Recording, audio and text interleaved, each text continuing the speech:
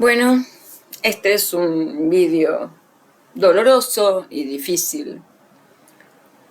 Doloroso y difícil que tenemos que aceptar. Los católicos sufrimos y está bien que lo lloremos. Muchas veces me he encontrado a lo largo de mi vida con personas que tienen fe y que cuando tienen una pérdida humana muy cercana, se sienten culpables de llorar, sobre todo cuando pierden un hijo, una hija. Se sienten culpables de llorar, como si ser católico impidiera el sufrimiento y el dolor que ocasiona la muerte de un ser querido.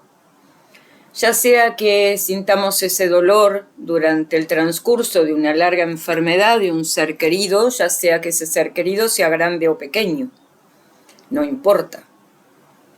Como cuando nos sorprende la muerte por un accidente, una situación trágica que sorprende a la familia llevándose a uno de los nuestros. Como si ser católico neutralizara el llanto, el dolor y el padecimiento. Como si ser católico fuese necesariamente un paraguas contra el dolor. Y no, nada más errado.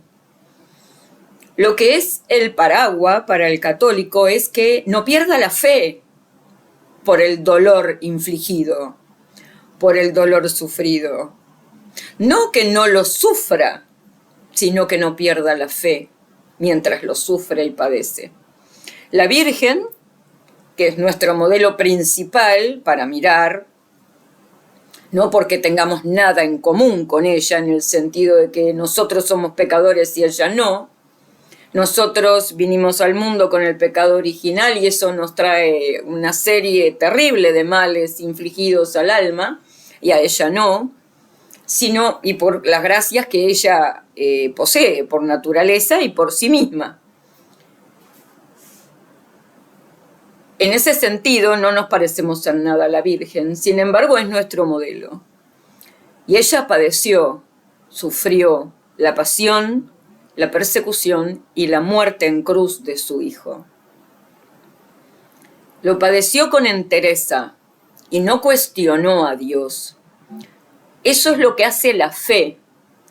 La fe en Dios, la verdadera fe en Dios, no cuestiona a Dios, aunque a veces se enoje con Dios. Y hasta que a veces se aparte de Dios por un tiempo, Dios sabe que esa alma sufre un duelo terrible.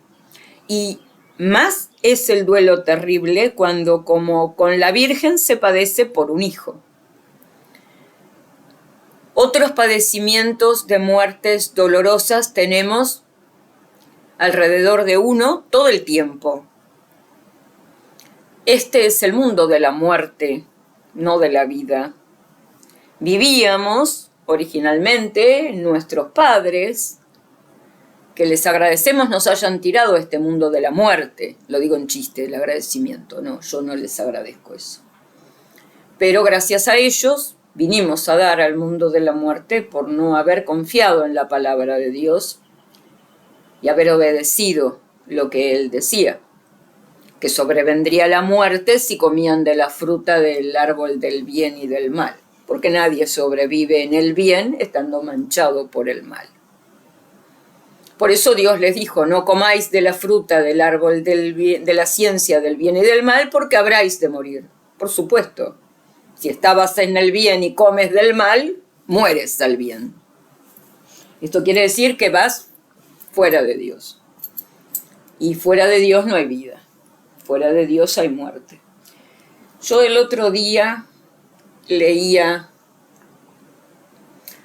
una frase de San Agustín, que él decía que esta vida que vivimos aquí es muerte, no es vida, y que mal hacemos en llamarlo vida. Aquí se viene a padecer la muerte, no la vida. Tiene razón, este es un valle de lágrimas, es ese lugar del rechinar de los dientes, es ese lugar fuera de Dios donde se rechinan los dientes. Así que a veces yo me he visto sorprendida por personas que tienen fe y que la tienen y que sin embargo se sienten culpables a la hora de la pérdida, de llorar a sus muertos, de que se les desgarre el alma, de que el corazón palpite tanto que parece que se sale fuera del corazón y que uno no puede resistir tanto dolor. Eso se padece con los seres que uno ama, con todos, pero en especial por aquellos que vienen después de ti, por aquellos a los que tú formas parte de ese canal de vida, los papás.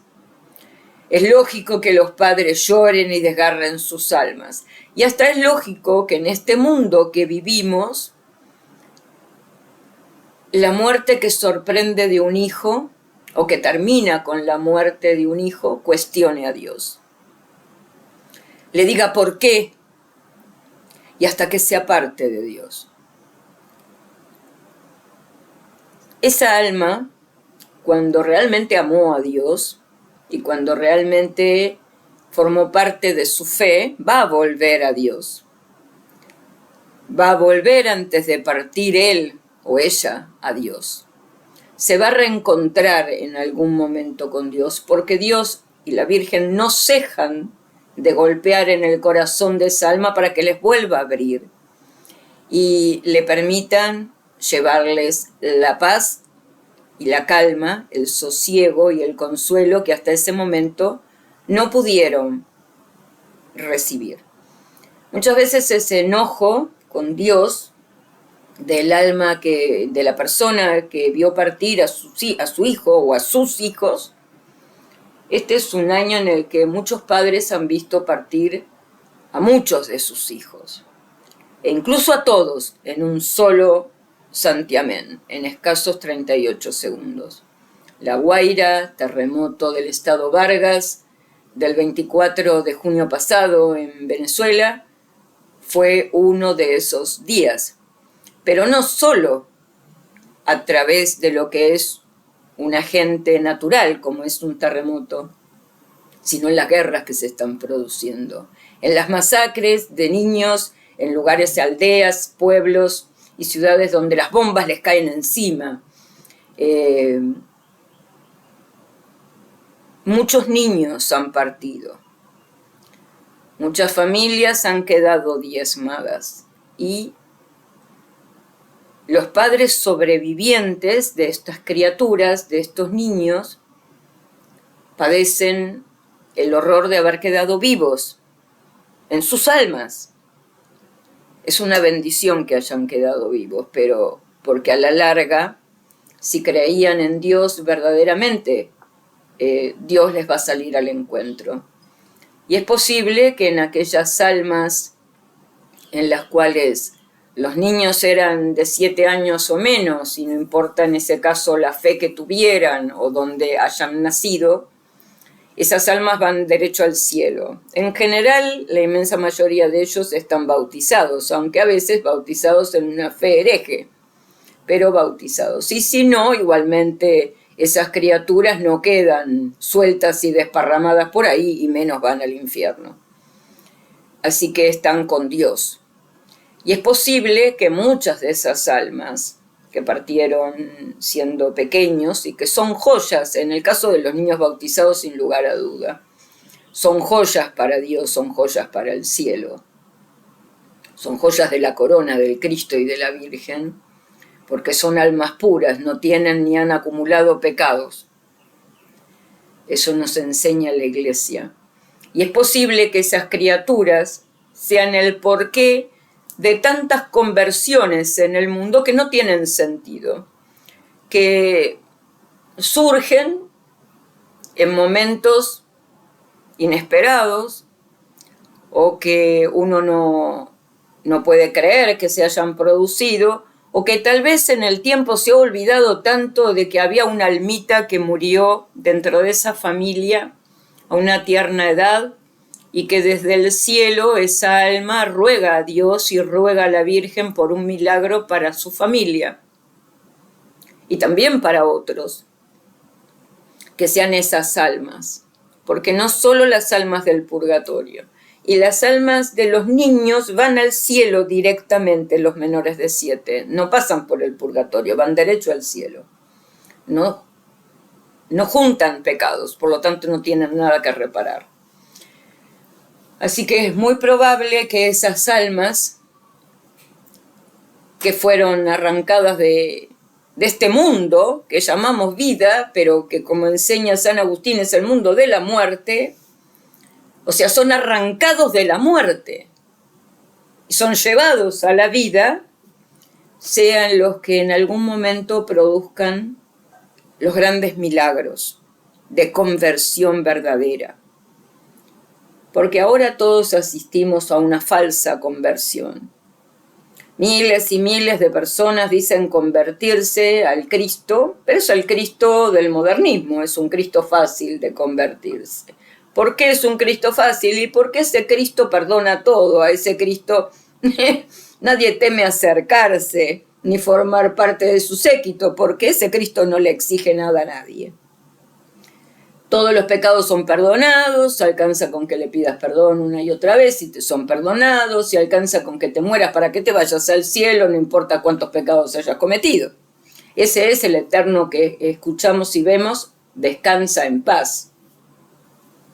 Y se olvidaron de las enseñanzas de la verdadera fe católica y de la verdadera fe y del verdadero Cristo, por ende. Pero bueno, quería decirles que en estos días que tenemos una hermana y unos hermanos, en realidad, ¿no? Una hermana, Andrea y Hernán Jara, son tíos de una pequeña de 6 años, María José, que falleció ayer, 8 de agosto, en un accidente de auto. Le comentaba que no se prive de llorar, y al resto que escuchen no se priven de llorar, no se priven del dolor que ocasiona y de experimentar ese dolor y de manifestar ese dolor, porque la Virgen lo sintió primero. Pero hay muchos casos en la Biblia.